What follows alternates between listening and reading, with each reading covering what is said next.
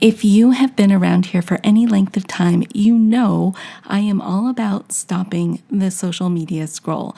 And one of your first lines of defense for stopping the scroll is having amazing graphics. And today I am going to share with you my very best graphic sources. Are you ready to dive in? I know I am. Episode 210 starts right now. Welcome to the Lora Shipman Show minicast, a special edition of my podcast where it's just you, me, my mic, your earphones, plus quick tips and hacks you can implement immediately to improve your life and your business. Are you ready to get started? I know I am. Let's dive in. Well, hey there, everybody. Welcome back to the show. I'm so excited you're here with me today because it's minicast day, my most favorite day of the week. And I love it because I get to give you guys a shot in the arm of value. But then you have a job to do after this episode is over, and that is to take what you've learned here today and put it into action. Otherwise, it's not doing you any good just to listen to what I have to say. And today we're talking about my very best sources for stock photography. Now, whenever possible, I say it's really good to use your own images of yourself, your business, your products, you in action doing your services, whatever it may be. But sometimes that's not always a reality. And you don't have a photographer following you around every step of your day. So that means you are going to have to use stock photography from time to time. So let's dive into my favorites where I go to get mine. My first one is something called unsplash.com. So if you're looking for a specific picture, Unsplash is pretty much bound to have it.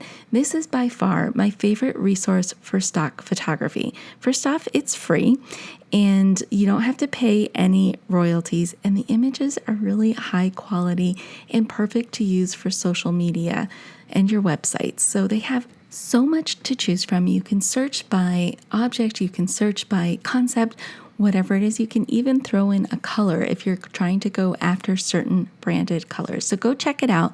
It's unsplash.com. Now, Canva is my second most favorite place to go for stock photography. And you may think it's odd to have Canva listed as a stock photo resource, but friends, guess what? This graphic design program has a ton of images you can use to create the perfect post. The free version is pretty extensive, but I gotta tell you, I love the pro version. It is robust with photographs, illustrations, elements, doodles even, icons, little video images and GIFs and stickers, and oh my God, the list goes on. So if you're using Canva, but you're only using the free version, I really suggest you upgrade. And the reason why I like the upgrade is because you get all these pro version images that you can use. If you have the free version, I believe, I don't know if it's changed or not, it's been a while since I've looked, but I believe you still have to pay $1, where the pro version just like opens you up to so much. And then you don't even have to worry if you have to give attribution or give credit to the photographer. You know it's royalty free because you've paid for the membership. It's just a really safe way to get like good, high quality images for your website and your social media sites. All right, the next one I use is something called Pexels, and that's P as in Peter, EXELS.com. Again, this site is great for finding the perfect picture, but it is also fantastic for photographers to upload to as well. So you can upload your photos, you can join challenges, you can win prizes, all on Pexels.com. So check that one out. Another favorite of mine is one called Pixabay, and that's P as in Peter, IXA, B as in boy, AY.com. And there are a ton of photos on Pixabay. And as with most stock photo sites you come across, Pixabay will allow you to save photos you find into little collections. So let's say you're cruising their site and there's a whole bunch of stuff that really works for your brand. Go ahead and start a collection for that so you don't have to go research all of that information or all of those photos again. It's just going to be there for you the next time you log into Pixabay, and you can download, whatever pictures you need at whatever time. And you can also find illustrations and vectors, even music and video on Pixabay. So go ahead and check out pixabay.com. Now, my next one is, I really don't want anybody to hear this one. So kind of keep it a secret between you and me because not a lot of people know it, but I love it. It's called Kaboom Pics, and that's Kaboom, P as in Peter, ICS.com. So don't tell anybody. It's our little secret. It has to stay our secret because if people find out about these photos, they're going to be all over the place. I love them because they are fresh, they're clean, they're bright. They have their own little unique vibe, and I don't even know how to explain it. You just have to go to the Kaboom Pics site and see what I'm talking about.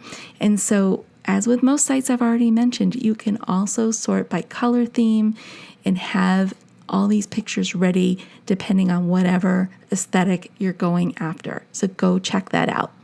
Now, I do want to give you some friendly advice when using free stock photo sites. You have to read the fine print and learn if there's any requirements for you to do when you're using these photos. And a lot of times you might see people say they ask for attribution, meaning that you give the photographer credit, or that you're not allowed to alter the image in any way, shape, or form. So just make sure that you understand the license that you're signing up for when you are using these free stock photo sites. Now, I will tell you, a lot of these sites make it really easy to understand what you're signing up for. It used to be they would send you to this huge legal page that you had to read, and you weren't even sure you understood what you read after you finished reading it. You know what I'm talking about, right? Well, they've made it a lot easier, and they'll tell you exactly what you need to do. So, but again, that's why I like using Canva, because I know what I'm in for. I know I don't have to worry about giving attribution and credit and all of that stuff. So those are my top ones. I hope you guys check them out. They're really neat. And like I said, keep that Kaboom Pics one just between you and me. All right, so that's it for this episode. I hope you enjoyed it. Now you have a job to do. You got to go out there and execute what you learned here today. All right, my friends, stay safe, stay healthy, but most of all, stay social. Hey, before you go, I have a question for you. Are you loving the show? Let me know about it. Take a screenshot of the episode you are listening to and drop it in your social media posts or stories. Or better yet, give this show a review on iTunes or your favorite podcast app, letting me know that you listened in. If you have a topic or show idea, please don't be shy. I want to hear from you. Send me an email or a DM. I would love to hear your suggestions. All the links are in the show notes. Anyways, I just wanted to say thank you, as always, for tuning into the show today and every day you listen in.